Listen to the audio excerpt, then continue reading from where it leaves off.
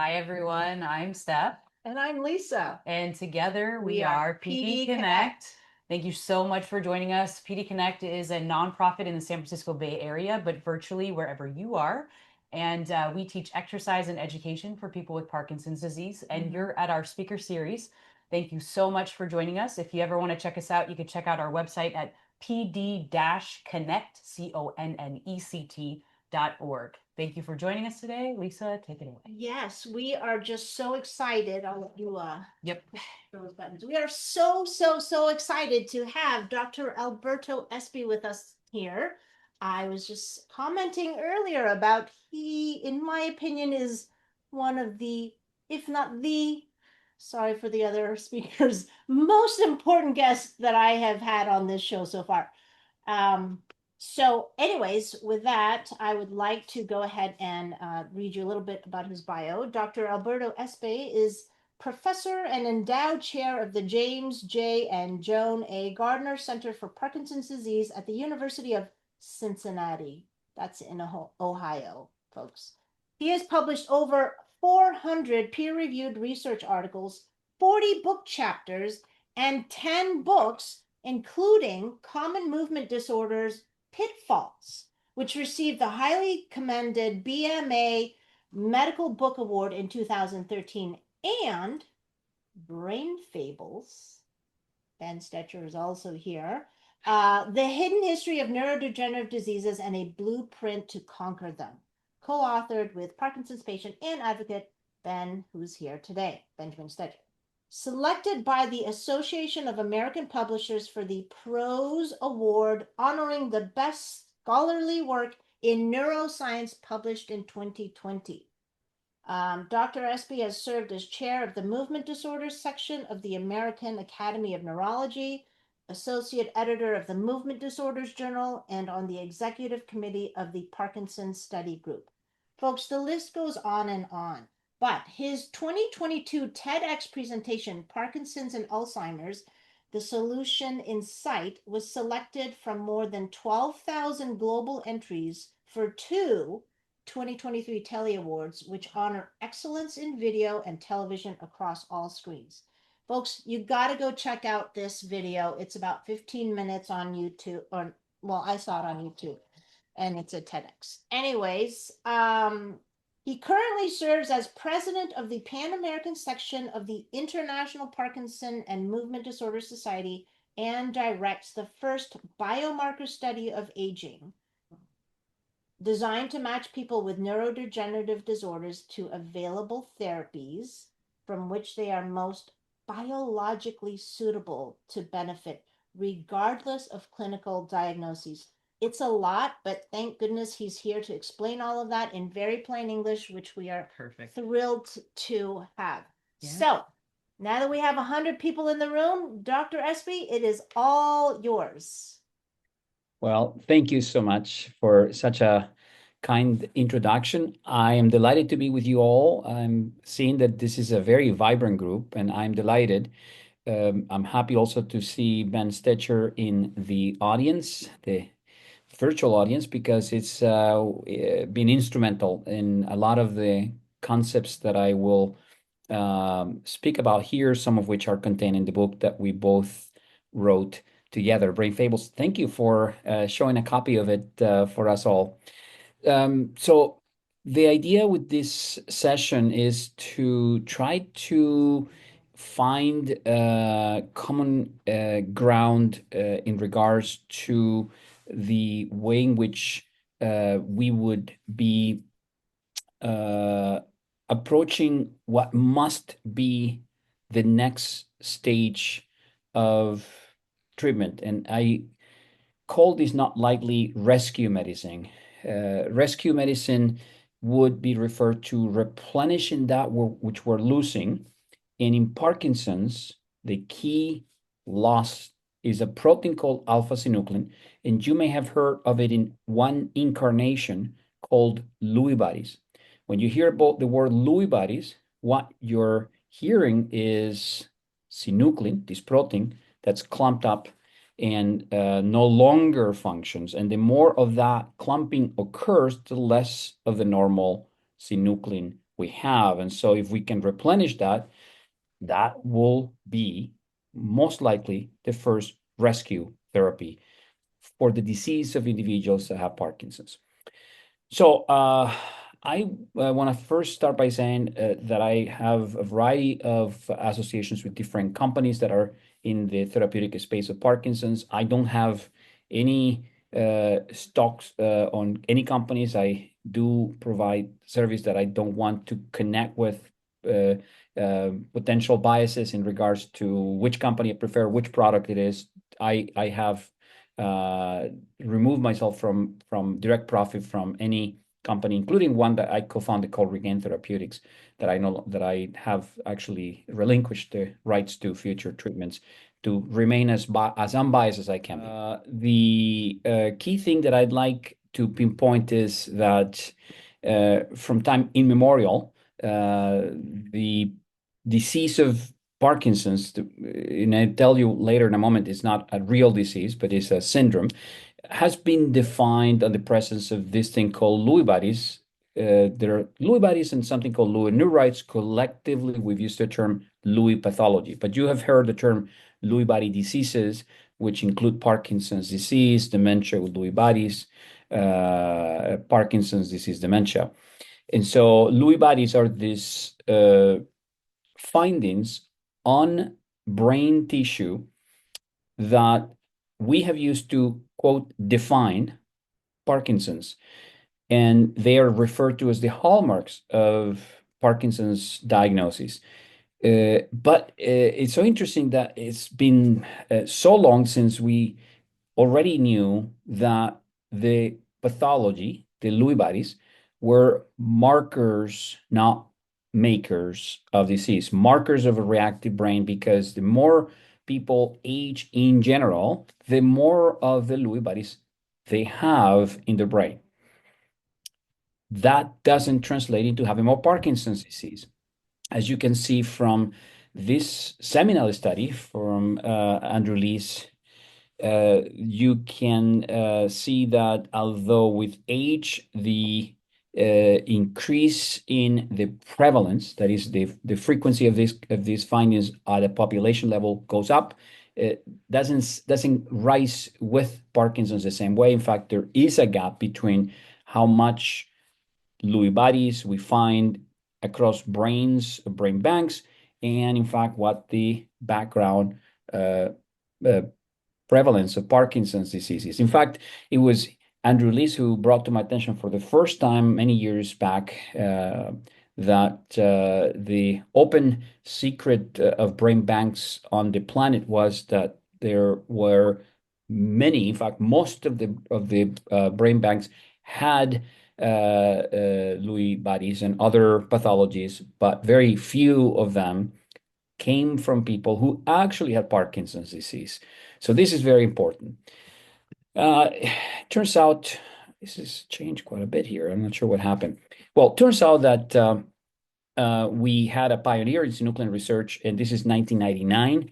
We're a little closer now. He was Bob Burke. I don't know if any of you ever heard of him, but he was both a doctor and a researcher at a lab, and he had the first models of what we would today call Parkinson's, but very different to what has been used since. But the important thing is that Bob Burke and his colleagues, through different variations of the theme of apoptosis, which is accelerated death, found that the neurons in the mice he had been studying would survive only if they expressed synuclein. Cells destined to survive, he said, are requiring to have synuclein. Cells that would die would not. And what happened, though, is that by 2003, this came about. And I'm showing you pictures of a particular paper called The Staging of Brain Pathology Related to Sporadic Parkinson's Disease. If you think of a publication in the field of Parkinson's that's very significant, you might know that having 100 citations is very, very good. 200, of course, wonderful. Very, very few publications go about 500, and we have few, maybe a handful that go about 1,000. This one is 13,800 citations. This is the most cited paper in research in Parkinson's. And it is the one that today remains a primary driving of research and the inspiration for everything we're doing.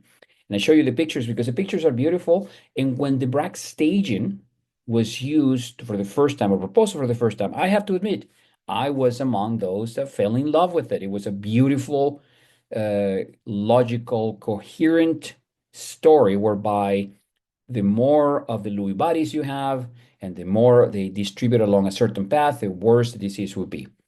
And so what essentially Brack and colleagues did is that they had 41 brains of people who had Parkinson's. These are all shown here in, of course, diagrammatic fashion, and 69 brains of people who have Parkinson's brain, meaning the Lewy bodies, but no history of anything. They were normal during life.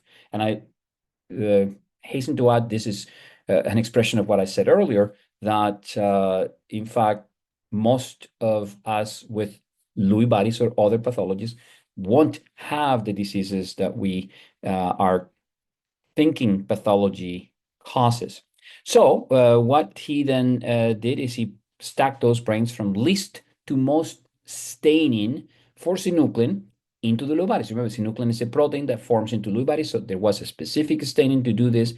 And he found that by doing so, he could see that he could sort of organize all of these brains that come from different people, obviously, into a particular pattern of progression, whereby essentially you would go from the lower part of the brainstem, which is shown here, then to the upper part, the midbrain, which is where the neurons of the nigra that make dopamine are, and then to the rest of the brain in a fairly stereotypical fashion. He figured that this must be the way the pathology spreads or moves.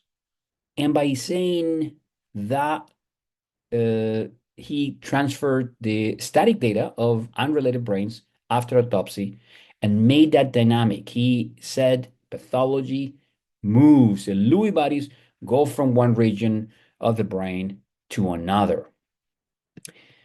Imagine that I'm showing you a window in one of these winter days where we're living, and you all can see what this is.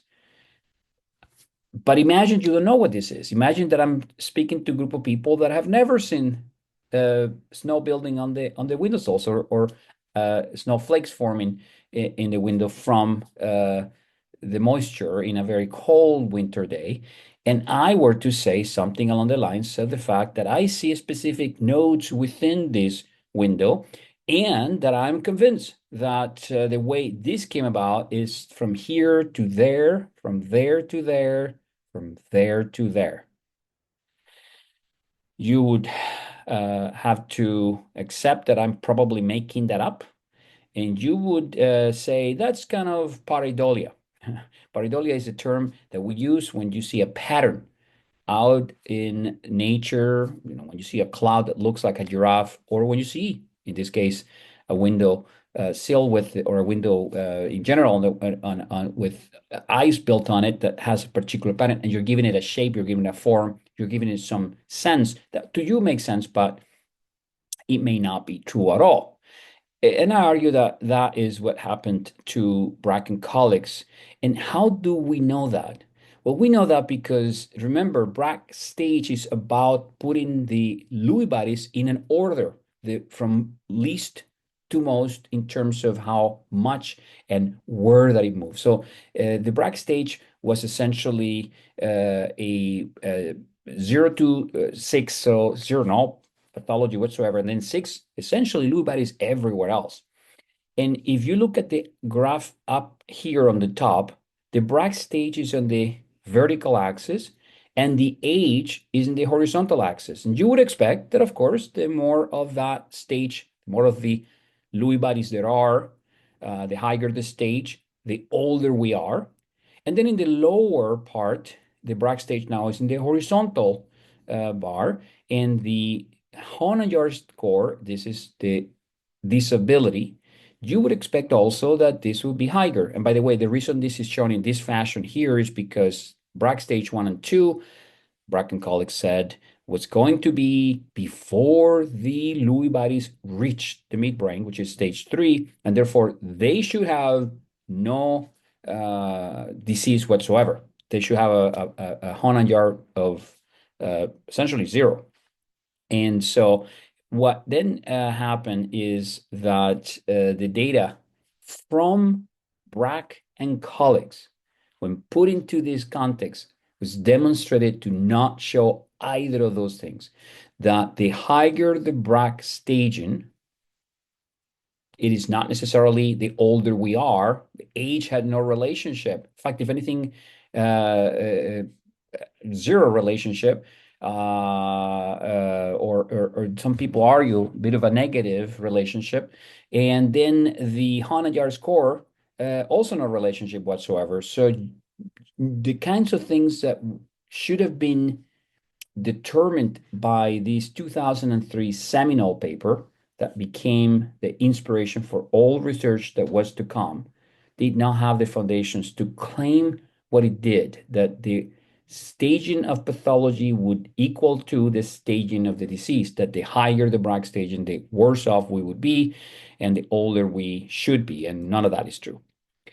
And by 2011, there have been many studies, and I just picked this one because it's more poignant. In the horizontal axis, we have the number of Lewy bodies in the substantia nigra, that is the part of the midbrain that makes dopamine. And this is the one we think is most affected in Parkinson's, because if we don't have enough dopamine, we have the symptoms we recognize as Parkinson's. And in the vertical axis, we have the number of nigral neurons, the number of neurons that are in that particular region of the substantia nigra. And so you would expect that the more of the Lewy bodies, the fewer neurons. That is if Brack and colleagues were correct. But in fact, the opposite is true. The more Lewy bodies in the nigra, the more neurons there are. This is the exact opposite than what Brack suggested, and this is exactly what Bob Burke in 1999, as I pointed out, implicated with his early studies on synuclein. He said that cells destined to survive must express synuclein. So synuclein is kind of a good thing, and when it undergoes a transformation, as we'll see in a moment, into Lewy bodies, it is a sign the brain is actually doing its best to fend off something, the nature of which, of course, is invisible still in much of us, but is something that must surely be different in different people. The common denominator, though, is that all of us have synuclein everywhere in our bodies, and we use it to fend off infections, toxic exposures, biological changes, and in the process, we form Lewy bodies. There is this thing called the Bradford-Hill criteria of causality. So if you have an exposure, how do you prove that is the cause of an effect? This was built back in the days from when it wasn't clear if cigarette smoking would cause lung cancer. So this was the kind of the first application of that, is smoking associated with cancer. And there had to have these 9 criteria. These are shown here: temporality, association strength, biological grading, consistency, etc. I'll explain to you very briefly what those are, but essentially you have to have all 9 so that then what you are testing would be declared to be causal to the condition you're looking for, you're studying. Well, temporality is the idea that the pathology, the Lewy bodies, present disease. And in fact, that is true. People who have Parkinson's disease have had the Lewy bodies predating the onset of their disease. So we know that's true. Now, the association strength is the idea that the more of the exposure, in this case, the pathology, the more of the disease. And as we've seen, that's not true. The biological gradient is the idea that the more of the exposure, in this case, the pathology you have, the worse you should be. And that is also not true. Consistency is a concept that exactly the given amount of pathology of Lewy bodies would replicate identical findings across different cohorts, and that isn't true. Specificity is the idea that the Lewy bodies are specific to one condition, and it turns out they are not. Lewy bodies are in many other conditions and in many people without conditions. So it is non-specific. Plausibility is that we have a mechanism by which the Lewy bodies are toxic, and we don't. There is, in fact, no mechanism because it doesn't relate to degeneration, as we have seen. Experiment is the idea that if you then remove the exposure, you get better. And of course, there is no evidence of that. We have tried, we have been successful already at developing therapies that remove pathology, and nothing has emerged from it. Now, we blame the molecules we've used, we don't blame the principles or the hypotheses that we've used to do that. Analogy is the idea that if you have no pathology, you would have no evidence of this. But if you have pathology, it should be equal in other conditions, and that's not true. And finally, coherence is that there is universal disease with pathology and universal absence of Parkinson's without pathology, and that's not true. So we don't have any of that, and yet we're using Parkinson's pathology, the Lewy bodies, as the cause of Parkinson's. And of course, if it's the cause of Parkinson's, its removal should be the solution. But if that story is false, we won't get anywhere with it. So now in the Parkinson's literature, people like me get exposed to a variety of research articles that use language such as Parkinson's is caused by the accumulation of Lewy pathology. And unfortunately, that's not true, but that is in the literature. Parkinson's is a proteinopathy. Proteinopathy means disease of the proteins. Proteins have toxic strains. Strains, by the way, is a term borrowed from virology. Strains refers to viral types that replicate in a particular way, and when they do so, they become quite toxic. But that's how we speak of proteins. Proteins replicate and spread from cells to cells by templating. That's not true, but there is a separate set of data that I won't have time to go into, but proteins do not replicate, although I'll mention what they do. And the progression of Parkinson's is due to this propagation in a prion-like fashion of the Lewy bodies. And therefore, we think the pathology is equal to disease. And the more the pathology, the more disease. And of course, I've already said to you, that's not true. But this is the language that we see in research paper after research paper. So in the context of this presentation, I just want to add that we're going to see that the aggregation of synuclein into Lewy bodies loses the normal synuclein. That is actually what's relevant. It's not how much Lewy bodies we have, but how much less of the normal synuclein. And it turns out that physics apply in the brain just the way it applies everywhere else in the body. So all the physical laws account just as well for all the so-called paradoxes that we see, that we cannot see. How could it be that people can live for ages with pathology despite how toxic they are? If you look at the biophysics, you understand that that is not a paradox at all. It's actually well explained. But so I'm going to say, if you look at this very carefully and pay attention to the brain, at some point it'll change. But once it's fully changed, like now, you may have failed to recognize that while there were clumps forming in the brain, there was a dilution of what's around the brain. And that's because we went from a state in which we have very little pathological synuclein, very few Lewy bodies, to a state we have lots of Lewy bodies, because there has been a transition of the normal, we call it monomeric, normal synuclein.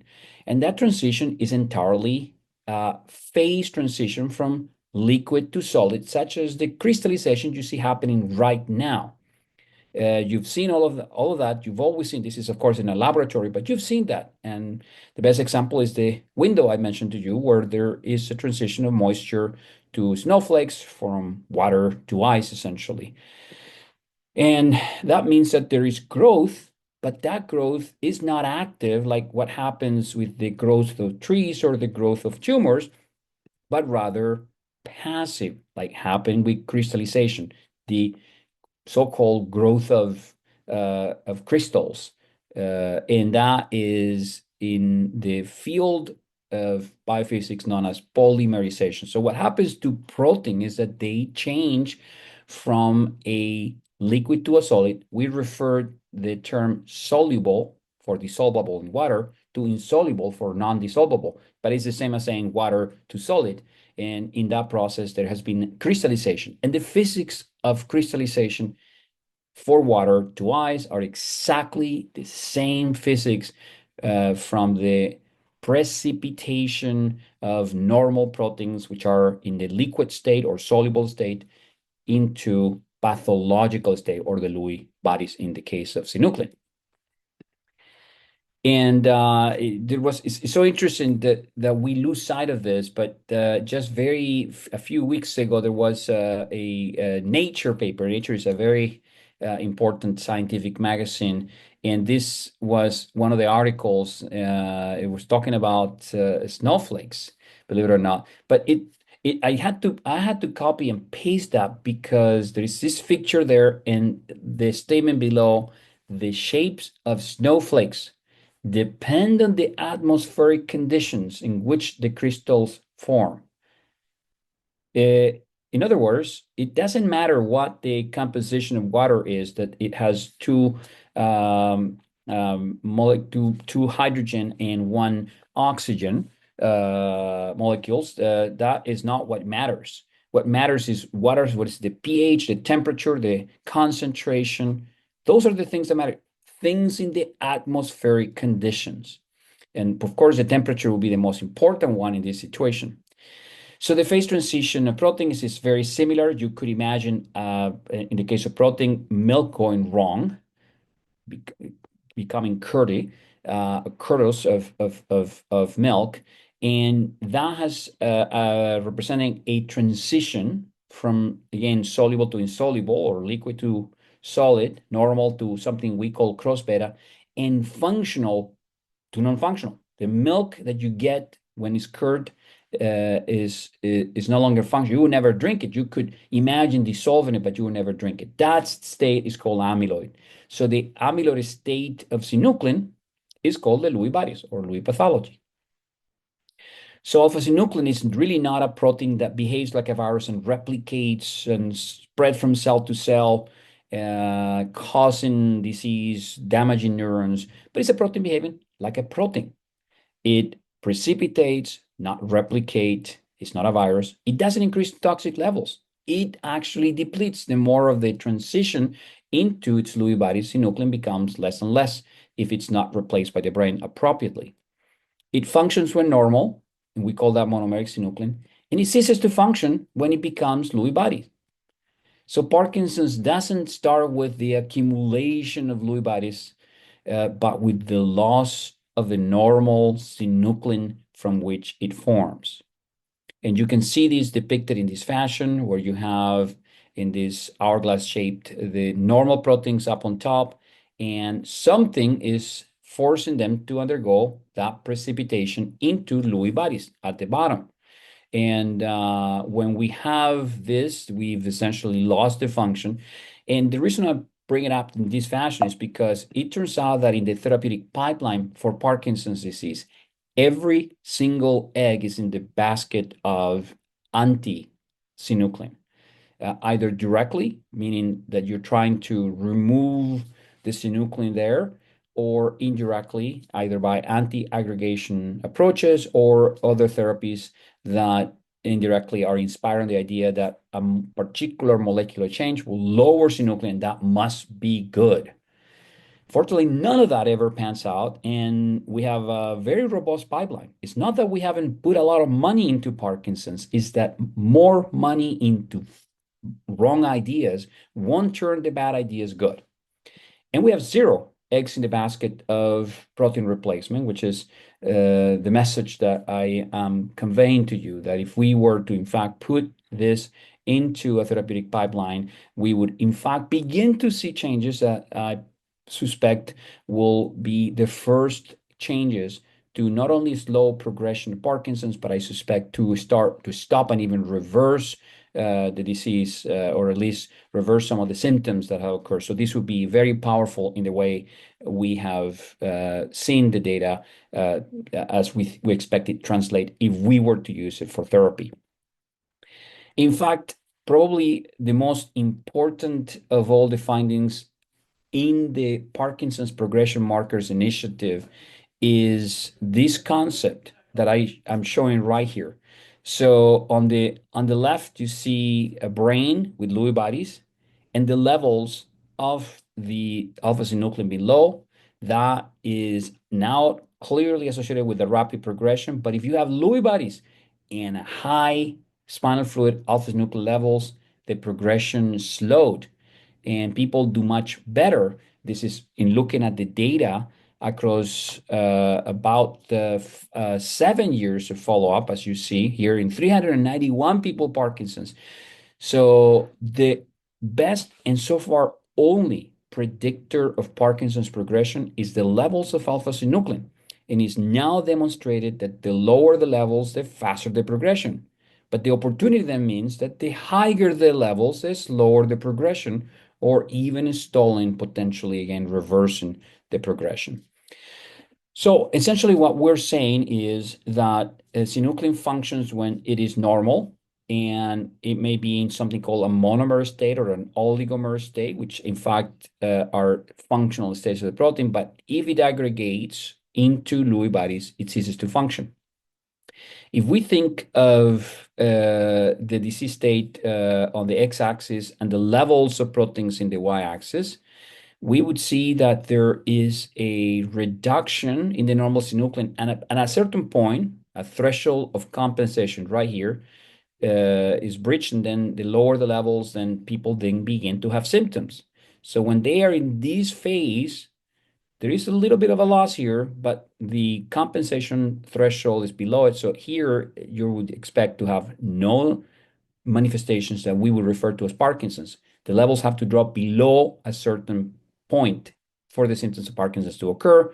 And this is happening because there is an aggregation of that synuclein to Lewy bodies. So Lewy bodies accrue, and that's not that relevant as it pertains to symptoms, because we can have plenty of pathology, as we've seen, and no disease because our levels are very high. But if our levels are low, that's when the disease happens, and the lower the levels, the worse we are. If we could increase this, then we would achieve something called rescue medicine. And alpha-synuclein replacement strategies are in the pipeline of certain laboratories, very few, because funding this is incredibly hard. The money is not in alpha-synuclein replacement. The money has been in alpha-synuclein degradation, removal, or elimination, or anti-aggregation for a long time, and we haven't changed that approach, unfortunately. Precision medicine is a level above it. The precision medicine is going after the cause of why is it that somebody is having a problem with the synuclein. Why is synuclein committing a suicide, so to speak, by transforming itself into its tombstones called Lewy bodies? Well, that's going to be different in different people, and that's what we have in Cincinnati as a very important effort. So separate from the rescue medicine, which allows us to lump an approach into simply one major marker, which is the levels of synuclein in the spinal fluid, the precision medicine approach through the Cincinnati cohort biomarker program allows us to distinguish what is it at the individual level that can be creating the conditions by which proteins are becoming compromised, in particular synuclein. And that is, of course, complementary to, not exclusionary from, rescue medicine. And I'm going to just end with this idea. Synuclein, alpha-synuclein in particular, has been conserved for millions of years, was in the animal kingdom before we humans came to Earth, was rendered redundant with beta-synuclein and gamma-synuclein in just about every member of the species. And we have it in almost, not all, but almost all cells in our body. Do we think the synuclein is or was preserved by evolution because somehow we would then have our own source of disease without having to borrow it from the environment? It's probably not the case. So the master plan, and then I'll close here, is that we really should move our efforts entirely from protein clearance from protein to protein replacement. Protein aggregation is what happens to a brain that's reactive to something. And the Lewy bodies are neither necessary nor sufficient for degeneration or for symptoms to occur. If we do that, we can achieve rescue medicine. Now, we also must move from convergence to divergence biomarkers. By that, I mean that what is common across every one of us with Parkinson's, while interesting, is a common denominator, is downstream, it is irrelevant to each of us as individuals. If we know that every person is different, we cannot try to understand the disease in anyone by finding what is common across everyone. Because the only way to achieve success in precision medicine is to match people with a particular mechanism of action that they are most biologically suitable to benefit. And that's called precision medicine. And these two things, of course, can happen together. And so, with that, I hope that I've given you the chance to think about what the approach is, why the evidence is all in favor of doing the approach of understanding how to move up the levels of synuclein, and importantly, what we could conceivably do to understand each of us at the individual level. What matters, if we can accept that everybody's different, is not what is it that will cure Parkinson's, because that's not the right question. We know Parkinson's is not one beast, and therefore there can't be a single thing. But what is it that is going to help Mary's Parkinson's that will be very relevant to her because it addresses her condition that might be relevant to Jim or George's. So with that, I hope that I've given you a flavor of the research. I have a lot more data, but I chose the highlights so that that will then give you something sort of to kind of chew on, and I'm happy to entertain any questions. Thank you. Wow. Thank you so much, Dr. Espay. That was, I'm shaking. I'm a little bit shaky right now because it's so important. Folks, this is so important. And please put your questions into the chat if you have them. But maybe I could just take a moment to maybe just briefly summarize what I think you were explaining in this wonderful presentation, which is number one, the theory about alpha-synuclein and clumping, and that's the bad guy. And so everything right now in research is about let's break up those clumps, let's get rid of it. That will help, stop the accumulation in the brain, and therefore that will stop the disease from progressing. We want to believe, well, what you're saying is actually that's not necessarily the case. Trying to destroy it is not necessarily the case to stop the progression or make people better. What you're saying is, in fact, alpha-synuclein is there, and it's the loss of it, not just that there's a bunch of it that we want to get rid of, but the loss of it is maybe what's driving this symptom progression and having more difficulty with Parkinson's. And so the solution is let's get more of this healthy synuclein, alpha-synuclein, into the body, which it already is, but figuring out how to maintain that healthy level and not necessarily targeting all of the research and tons of money towards destroying it. And one question I had thought about too was, there was some big headline news about we have identified this biomarker, and there's now a you can get a spinal tap to find out if you have alpha-synuclein, or you can get a skin biopsy if you have alpha-synuclein, but it doesn't necessarily tell you how much alpha-synuclein you have. It just tells you, yes, you have it, or no, you don't. And in fact, we want it there. We want the good stuff to be there, but this particular test doesn't quantify that. I am delighted you're mentioning that, Lisa. It's absolutely true. I didn't have time to cover that, but it is so critical that people know the so-called breakthrough that the Michael J. Fox Foundation has put a lot of money into is a good test for one thing and one thing only. It is sensitive to identifying the presence of Lewy bodies, the presence of alpha-synuclein aggregated. That's it. So it can only support a clinical diagnosis of Parkinson's. It can never replace it. And unfortunately, what is being done is that people without even symptoms that may have family history of Parkinson's undergo a testing. They are told they're positive for the seed amplification assay, and that means they have, quote, biologically defined Parkinson's. And it is an aberration of the data, the scientific data, in terms of its interpretation. No, that's not what they have. What we now know from the data, even using the PPMI data set to study the positive tests that now are hailed as breakthrough, is that it doesn't quantify anything. So it's just presence or absence. It's a binary answer to the question, is there Lewy bodies in this tissue? It doesn't correlate with severity. It doesn't track with progression. It doesn't help with subtyping. It cannot determine prognosis. It cannot even be used to monitor response to therapies. So very limited in terms of what it can do. It's essentially going to be a way of saying that rather than waiting for the autopsy to see if you have Lewy bodies, we now say, yeah, you have Lewy bodies, even though no quantification whatsoever. And as we have seen, Lewy bodies are a marker of a normally reactive brain, which is why most of us with Lewy bodies do not have Parkinson's disease. Just a few of us do. In the field of Alzheimer's, there is a famous scientist, Carl Herb, studied Alzheimer's for many, many years. He wrote a book called How Not to Study a Disease.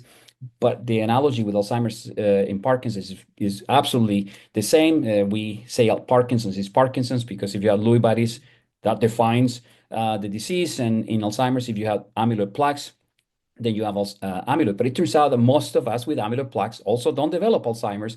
And he says that the analogy is not dissimilar to gray hair.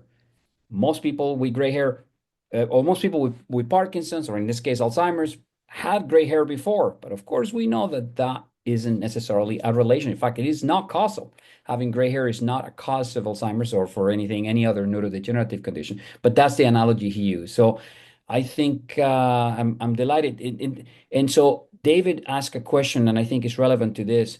David asked, what, if anything, can we do to help shift the direction of research and funding? The first thing is not fall into the trap that there are two traps here. One is we're closer to the cure. What does that mean?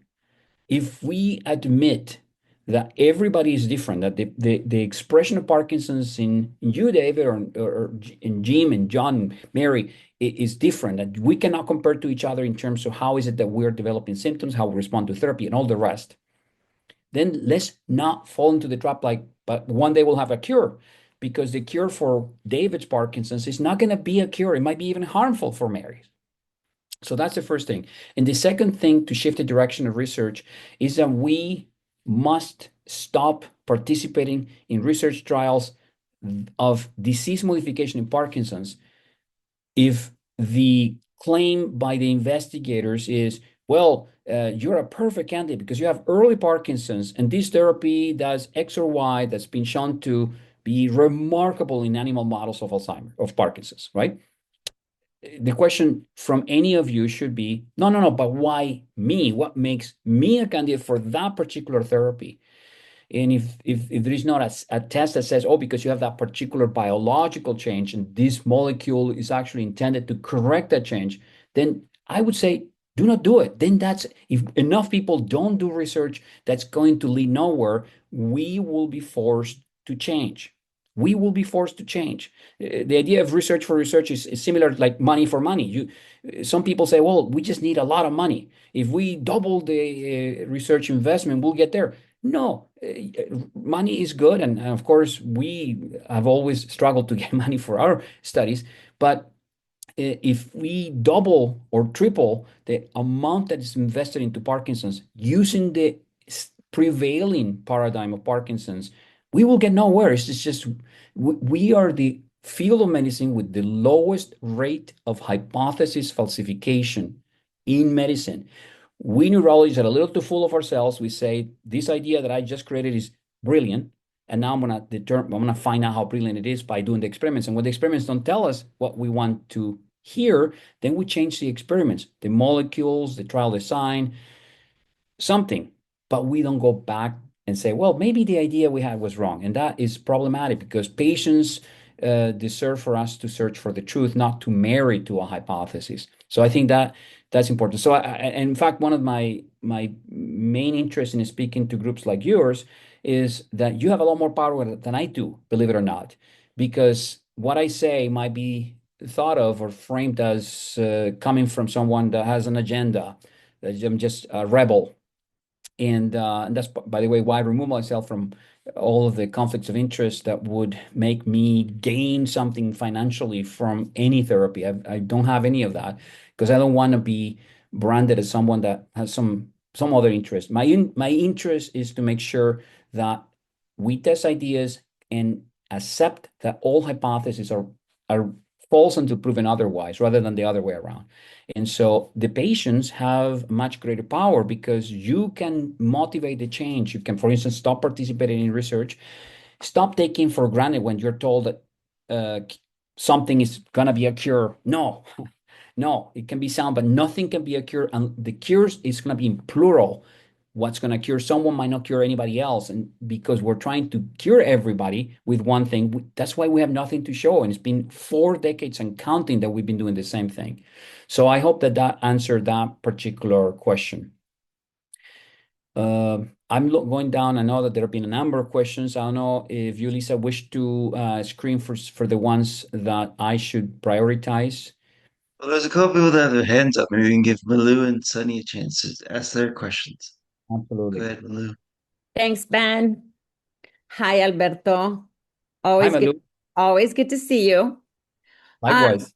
I put my comments in the chat in case we run out of time, but you have to recognize that, while your simple model is simple, it's not accurate, right? The genetics tell us that too much synuclein in the synuclein triplication families is not a good thing and is sufficient to give you Parkinson's. The same with APP mutations and anything that overproduces A beta and synuclein. Number two, replacement. No. I want to get it. I want to get it out because it all goes together. It all goes together. Replacement studies like the ones you're advocating have been done in animal models because it's a good way to test your hypothesis. I'm saying I support that, right? Test the hypothesis. When you do replacement studies and you add more synuclein to the pathology in an animal that has a little bit of synuclein pathology, they get worse. When you knock it down, they get better. And finally, if it's as simple as just replacing synuclein, why haven't you run the trial? Malu, first of all, do you know Start with the genetics, and then start with your replacement therapy. Here's to the first point. Do you know what the spinal fluid levels of synuclein are in people with synuclein duplication? What I'm going to say is that the reason the levels are low in the CSF is because the synuclein is stuck in the brain. It is not coming out. It makes you think it's a loss of synuclein. It's a loss of synuclein clearance. Normal people clear it, and it comes out in the CSF, and that's why it's high. We cannot have it both ways. People with Parkinson's don't clear it, and it's stuck in the brain, and therefore the levels are low, which makes you think it's a loss. And I agree that later on, once it becomes glummed up, it is a loss of normal function, and that's a bad thing. But that doesn't happen initially. It happens very late. this is the thing that either spinal fluid analysis are to be trusted or not, depending on where we come from our thinking. So I think that's the problem with the field. And Malu, you're a wonderful researcher, but it is a defensive position and posture to try to prevent moving it. And by the way, the So comments you're go making. ahead, I'm not defensive. Go ahead and answer why the replacement experiments that you would want to do to test your hypothesis, which is a very testable hypothesis. Why So do they yield the opposite of what you would expect? I'm not sure what you're talking about. The replacement strategy has been done in the only field where we have no studies of alpha-synuclein replacement that I'm aware of. Now, Yes, A they beta, are. Well, you no, saw them at the debate when you came to Indiana, and I I showed you the data at the debate. this literature. In fact, remember that a lot of the studies have done to do the exact opposite, to remove synuclein. In fact, knockdown studies are the reason why we think synuclein loss is irrelevant, because most synuclein knockdown studies have shown nothing. You're saying that synuclein studies have shown that people actually do better. If you That's not knock true. it down before it aggregates, right? So we don't That, want to remove Excuse me, synuclein. I We will want to ask that prevent we can aggregation. let the speaker speak. I appreciate your Sure. questions and whatnot. And yeah. there are a lot of people asking other additional questions. We just want to make sure we want to be Absolutely. mindful of the speaker's time as well. Thank you. yeah, I Alberto, think. I'd love to jump in. Thanks. Yes. I don't know how to raise my hand. Would that be okay? I love your reference to the field. I really do. I think it's wonderful, and there's some wonderful data I need to share with you about synuclein expression in idiopathic PD in the brain. But the synuclein multiplication patients are hard to ignore. There's hundreds of them, Yeah. right? Hundreds of families where genomic dose is directly correlated to age of onset. The more genomic dose you have, clinically, the younger the age of your motor phenotype, right? That you get that presentation. I think that's pretty undeniable evidence that more Absolutely. synuclein is not a good thing. And So, it might be but dangerous to overexpress it in patients because you'll end up exacerbating the disease rather than helping. I'm worried. well, right. So that's why there are 2 points to that. One is that I alluded to briefly, saying that there are three processes by which synuclein undergoes a phase transition or replicate or precipitation from soluble to insoluble. One of them is by virtue of overexpression, and is the mechanism you're essentially postulating. It is absolutely true that there is an overexpression of synuclein that then creates the threshold beyond which the phase transition is going to happen. The thermodynamic barrier lowers, and the soluble to insoluble phase transition occurs, just following a thermodynamic gradient. So now, then, the more of that happens, the less of the normal monomeric from which it comes there remains, and that's why the duplication patients have low levels of synuclein. Yeah, it's right that you have less of that because more of it is in the brain in a pathological state, less of it is in the spinal fluid, which is the only place we can tell You don't need what. to invoke any of those things. You But don't then need to, because it's genes. well, It's and so the gene second thing, and and it's it's gene levels of expression. I've measured it in the brains of post-mortem individuals with synuclein multiplications. There's a direct relationship with gene expression and direct relationship with protein expression in the brain of post-mortem individuals with synuclein triplications. I published it in 2004.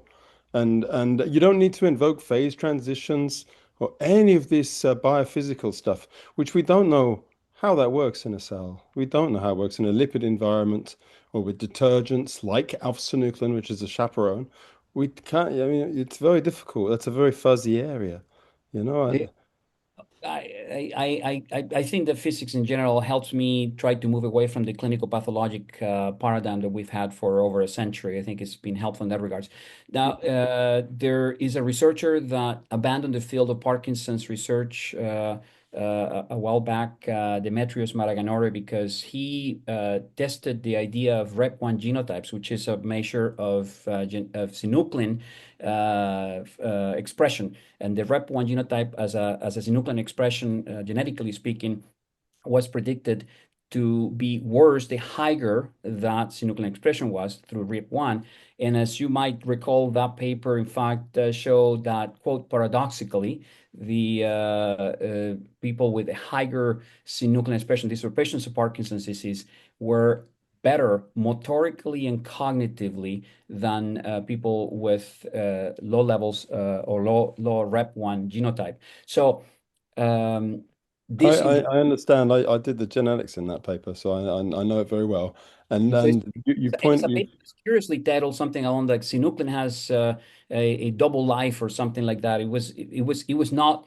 It's as if the data could not possibly be true, and so there must be something unusual about it that the protein has some form of a schizophrenic life to it. So I think that's where I see I think in general I agree that there's two things. There's two extremes. So one's the families, and they clearly have increased dosage, genetic dosage, and they clearly have a beautiful, well, it's not a beautiful, maybe a very strong correlation with age of onset and dose.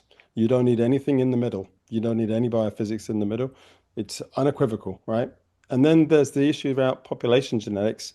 Alleles that are associated with disease in the population at large, just the average idiopathic garden variety Parkinson's disease, those alleles are actually correlated with lower levels of expression. So you're right in that sense. And there's the paradox between the two is very, very difficult. And I've not been able to get my head around it for 25 plus years. Folks, I'm so sorry. This is getting way above our capacity to follow. We are a small nonprofit that just likes to help educate people about exercise and Parkinson's. I love the scientific debate that's happening, but a lot of us that are following aren't able to I think follow. we do realize how important it is, but we are also offering a service, and our guest speaker is the person that we brought here today. And he's wonderful. We absolutely understand that you're all colleagues, and we appreciate that. There are people who would like their questions answered before he does need to leave. So thank you very much. Sunny, did you want to ask your question now? Oh, did she just leave? Sunny. I've been doing some computational analysis on the SNCA proteins and nucleic proteins. And what it seems to really indicate that, when the protein expression decreases, then the protein, trail protein, for example, increases. So, I from, I read, sort of the arguments on both sides, and I think it's really worth looking into, why it is that when the, the synuclein protein decreases, the effect is, because it seems to show that with a decrease, there's this the death of neuron pathways that gets activated. And I have sort of all the genes and mechanisms mapped out from my work. Thank you. And all I'm saying is that we have very little to show for any efforts at testing the idea that replacing synuclein to its normal monomeric state is helpful. So I'm glad, though, that you have some evidence in that regard. Hester, it's good to see you. Hi, everyone. First of all, thank you. This is making me so happy because I want to always bring it back to the patient's perspective. And I hope everybody realizes what the point of this is that there's not consensus in the scientific community about a lot of things. And we're as patients led to believe that there is, right? So when I got diagnosed with Parkinson's, everything I read was of this single mindset of what was causing this disease. And I think what we as patients have power in our advocacy to do is try and give space for these discussions and to try and learn not to be try to always be critical thinkers of our own care and advocacy. So my question is very simple, and it generally always comes back to hope. And I ask this of everyone that I speak of in this space. Where does the hope lie for us? I'm all about hope. Just don't like hope that's empty. That's essentially my message. I think that more of the same is not the solution. If you find clinical trials in Parkinson's, you would be hard pressed to read the first statement saying, "We conducted this trial to test the hypothesis that." You won't find that statement. The statements will be, "We conducted this trial to test the safety and efficacy of," and whatever the molecule is, whatever it does, we're assuming this good, increases mitochondrial function. Oh, it must be good. Then we shouldn't even need to say that increasing mitochondrial function would then translate into improving patients. That's our hypothesis. So that if the trial is negative, which is the story of our lives, one possibility is that the trial hypothesis is wrong. So that then we falsify incorrect ideas quickly and moved on to better ideas, to other ideas. All ideas are worth testing. I think that the problem is when we do not do that, when the trials fail and we say that the molecule wasn't good enough, the dose was too high or too low, the sensitivity of the measures was inadequate, the target engagement was low, and the patient population was too advanced. We always say that the problem is that people already have the disease and we need to treat them before they have the disease. And there is no field of medicine that has shown that therapy that failed when people had the disease somehow became successful when people had the so-called prodromal state. None other than vaccinations, there is no examples of that, and I've been in a quest to try to find it. So hope, I think hope is coming from the advocacy of us all. And I'm glad you're pointing out that there is no consensus. Actually, I would say there is a lot of consensus. Unfortunately, the consensus is on the same type of ideas since I was in medical school. The consensus is that proteins must have a way to turn themselves into villains, that somehow they are good until they turn against us. By different mechanisms, some genetic, some biological, etc. But at some point, proteins will be the worst things we'll have, and so anti-protein approaches is what we need to do, and that is what I'm against it. I think that we need to just open up the idea to pro-protein pro-protein strategies, period, as opposed to anti-protein. Everything is anti-protein, directly or indirectly. Zero eggs are in the basket of protein compensation or replacement or enhancing strategies. That's where true hope, I think, is going to come.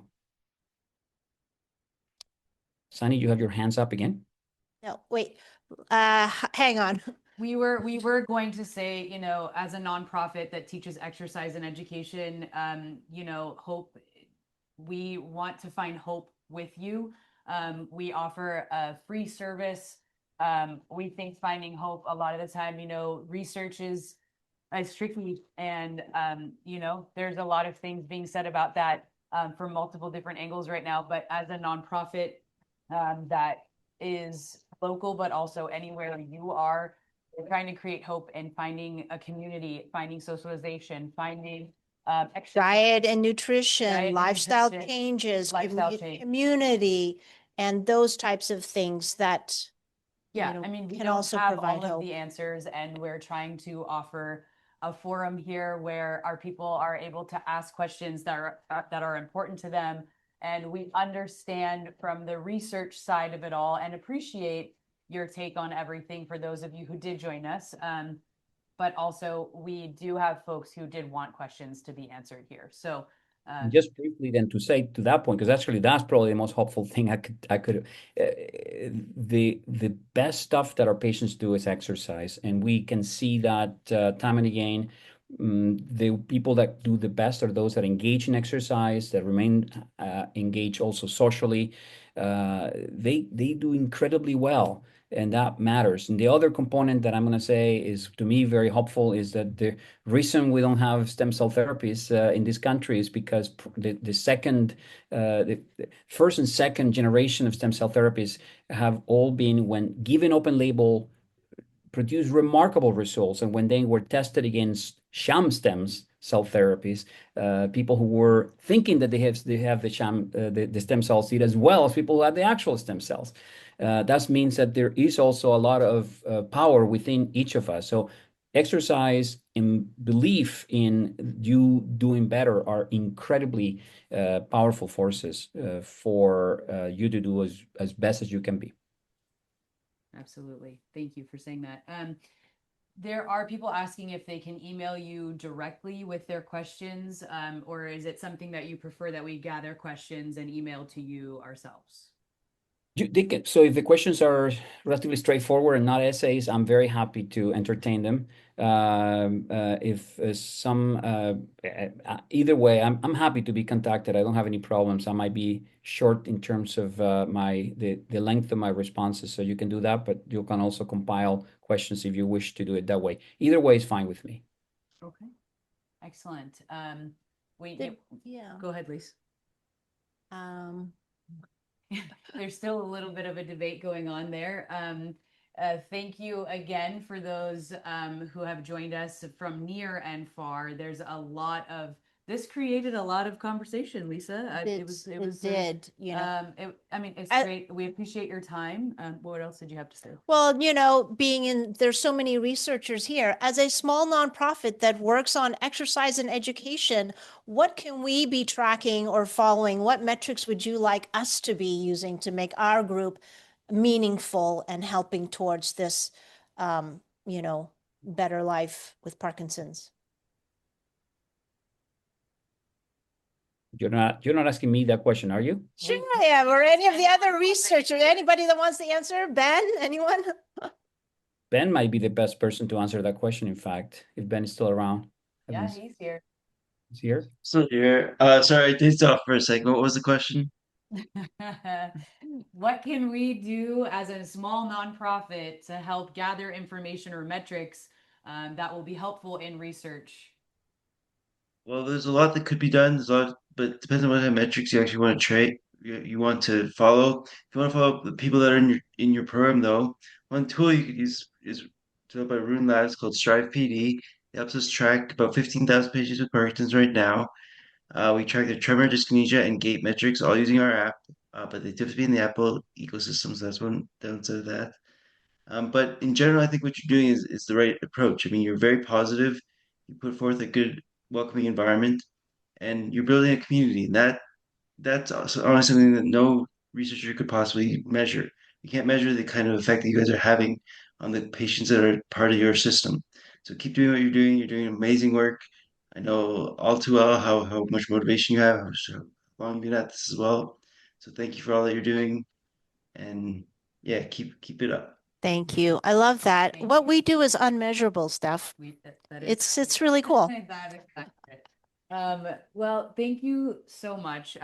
We know that not everyone got their questions answered today. We want to be respectful of everyone's time. If there are any final comments, Dr. Espay? No, I'm thankful for what you do. That this is the other piece of the puzzle, really, to get people like you rev up all of our patients, get them motivated, engaged, think positively. Socialization is so critical, and of course, exercise, as I mentioned before. So thank you for doing this. Robin and Sunny, I see you have questions. Email me those questions. I'm going to answer to you. So I apologize that you didn't have time to answer your questions, but I appreciate the interest, and thank you so much, everyone, and have a wonderful, wonderful night. Thank you for having me. Thank you so much. Yes, once again, if you don't know us, that's you make Lisa. it I'm bigger? Steph. And what am I doing? Making us bigger. Making us bigger. Yeah. That's Lisa. I'm Steph, and together we are Pedi Connect. We teach exercise and education for people. I got blown away by that Parkinson's. conversation. And we're in the San Francisco Bay Area, but virtually wherever you are. You will find this on YouTube, and please, if you want to send us your questions and we can send them over about this, Happy to do we that. would be happy to do that. We thank you for your patience and your time, and we wish that there was more time. And thank you to all the scientists for coming Yeah. with your brilliant ideas and focus and passion. Absolutely. Yeah, it is quite refreshing to hear all of the different sides. You know, we haven't really ever had a debate on this platform. And we're before, not so- quite that scientifically minded where we No. lose the vocabulary of having Of the researchers. And we Sorry. do appreciate the scientists and researchers who showed up here today to be a part of this. Even though we didn't know you were coming, we thank you. Yeah, that was unlike any other. We love Alberto. We do love Alberto. He's a good friend. We're both Latin, and we just, as scientists, we got to keep each other honest and challenge each other to see, what experiment could you do to test that hypothesis, right? Yeah. And we've been working on making sure that, he acknowledges all the data, not just the one that fits your model, because we all would love to fall in love with our own hypotheses, but data-driven science is what patients need, not a simple model, right? So we appreciate it. I apologize that for some it came across as aggressive. Alberto is used to this because he's done this before. And I think it's important with patients, right? Because you can't just believe everything you see. And Parkinson's patients are highly educated. I mean, you guys are incredibly educated. So thank you. Yeah, and it's true. I mean, we can't believe everything that we hear on the news, and or in a scientific presentation, right? I would hope that you would challenge me or Matt Farrer if we came on. And I work on inflammation and how inflammation helps your brain or doesn't. And I think we all just need to be very honest about what we're proposing, to really test it, right? Yeah. And I would love to see that trial done if that's all it takes, right? Replacement. Let's do it. We love that people come to our classes and exercise with us today to make them feel good today. Absolutely. We can't wait always for that trial. So our focus has always been to address right now. So 100%. Yeah, 100%. Yeah. I mean, diet modification, exercise, I always tell people it's the best anti-inflammatory. Anyway, good to see thank you all. We Good to see appreciate you everybody. being here. I will come to El Paso, Esther. All right. All right. Have a great night. Thank you so much. Connect. Check us out, and yep, it's right there. Thank you everyone for joining us. Have a lovely afternoon or evening wherever It's great to see you all and meet you all. Yes, thank you. Bye.